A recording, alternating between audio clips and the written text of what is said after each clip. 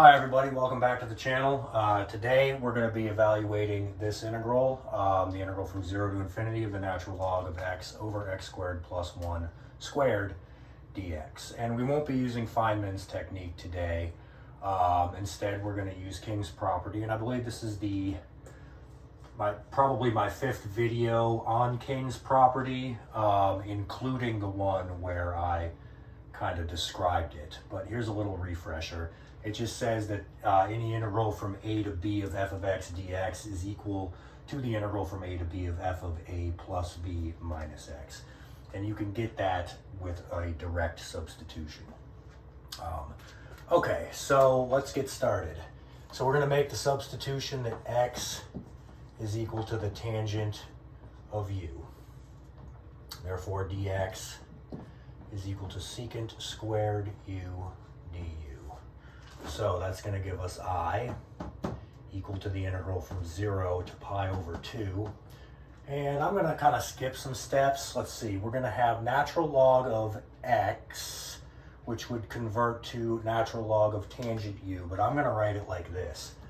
I'm going to write it like natural log of sine u minus the natural log of cosine u. And then in our denominator, we would have, let's see, tangent squared u plus 1 is secant squared u. That squared is secant to the fourth u. But then we have this factor of secant squared u that comes from our dx right here. So that would be used to cancel 2 of the sine squared u's in the denominator. So now we have secant squared u. Over secant squared u, which would be the same as times cosine squared u. And then of course we have du.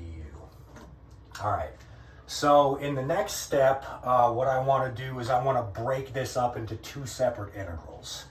We're going to have I is equal to the integral from 0 to pi over 2 of cosine squared u natural log sine u du minus the integral from 0 to pi over 2 of cosine squared u times the natural log of cosine u du. All right, now comes time to apply King's property, and we will apply it to this integral right here. So what's that going to do? Well, let's see. We're still going to have the same bounds of integration because applying King's property does not change your bounds of integration. But every instance of u will now become a 0 plus pi over 2, so pi over 2 minus u. So this would become cosine squared of pi over 2 minus u. Well, cosine of pi over 2 minus u is simply sine u, so this would become a sine squared u.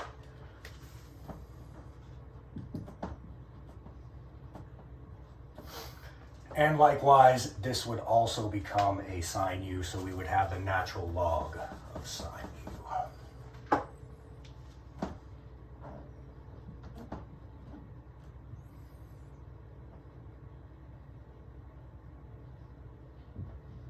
All right, so now that we've done that, we broke the integral apart, applied King's property to one part. Now we're going to squish them back together. So that's going to give us I being equal to, still have the same bounds, integral from 0 to pi over 2. But let's see, we're going to have a common factor here of the natural log of sine u.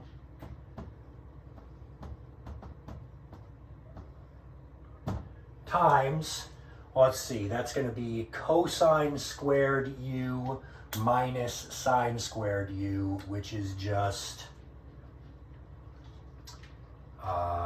cosine 2u, I believe, right? Have I done this right so far? Yeah, we split it up. That's definitely right.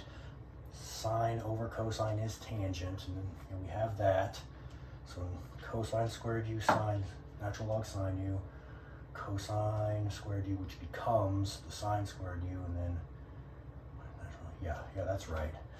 All right, so this would be multiplied by cosine squared u minus sine squared u, which is simply cosine of 2u du. All right, now we're going to use the tabular method of integration by parts, or if you watch Black Pen, Red Pen's channel, he calls it the DI method. Let's see, so we'll set up the DI method here. All right, now what are we going to integrate? The easiest thing to integrate, well, what are we going to differentiate? We're going to differentiate this. It's just going to make it a lot easier. That's definitely the choice for differentiation. So we're going to differentiate the natural log of sine u. And we will be integrating cosine of 2u. All right, what do we get when we differentiate this? Well, we're going to get 1 over the inner function times the derivative with respect to u of the inner function. So that's cosine u. All right. Let's see, if we integrate this, we're going to get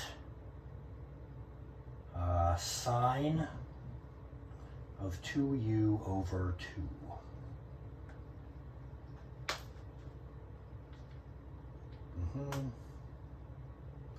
Okay.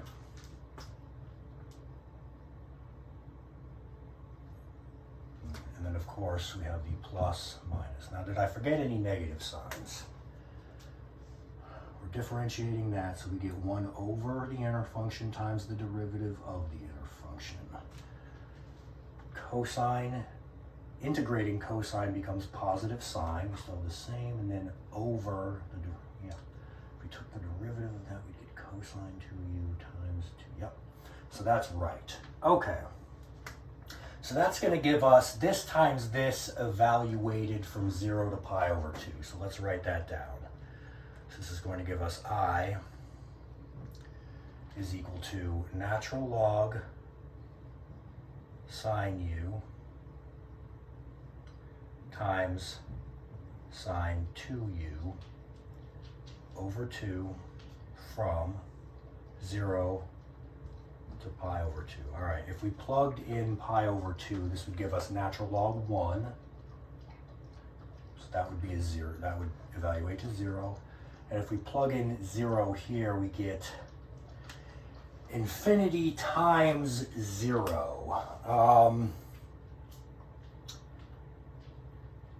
Well, I'm just going to tell you that that limit is going to evaluate to 0. You can verify that for yourself, but the limit as u approaches 0 of natural log sine u times sine 2u over 2 is going to give you 0.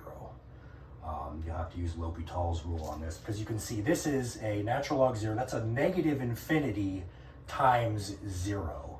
But we could just put that as a negative infinity over 1 over 0, which is negative infinity over infinity, which allows us to use L'Hopital's rule. And then if we do that, we will find that it evaluates to 0. All right, so this whole thing goes away, and then we're left with minus some integral from 0 to pi over 2. But I'm going to go ahead and simplify this right here. Sine 2u is 2 sine u cosine u. 2 sine u cosine u. These 2's will cancel. This sine u will cancel with this. So we're simply left with minus the integral from 0 to pi over 2 of cosine squared u du. All right, now that's a pretty easy integral to evaluate using traditional techniques. You have to know a little trigonometry to do it, but since we're using King's property today, we're gonna go ahead and just find out, using King's property, what the integral from 0 to pi over 2 of cosine squared u du is. All right, so we have that. So we're going to say that j is equal to the integral from 0 to pi over 2 of cosine squared u du. Well, that means, using King's property, that j is also equal to the integral from 0 to pi over 2 of sine squared u du, right? So that means that 2j is equal to the integral from 0 to pi over 2 of this plus this. In other words, cosine squared u plus sine squared u, which we all know is just 1. So that's going to be du. And we know that this is pi over 2. Dividing both sides by 2, we get that j is equal to pi over 4. And that's what you would have gotten if you had used traditional techniques in trigonometry. We get that j is equal to pi over 4.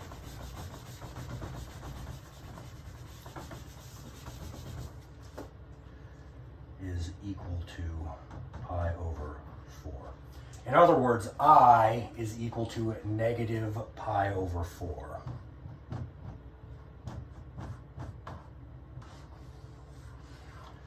All right, guys, there you go. That integral solved with King's property. Hope you enjoyed that.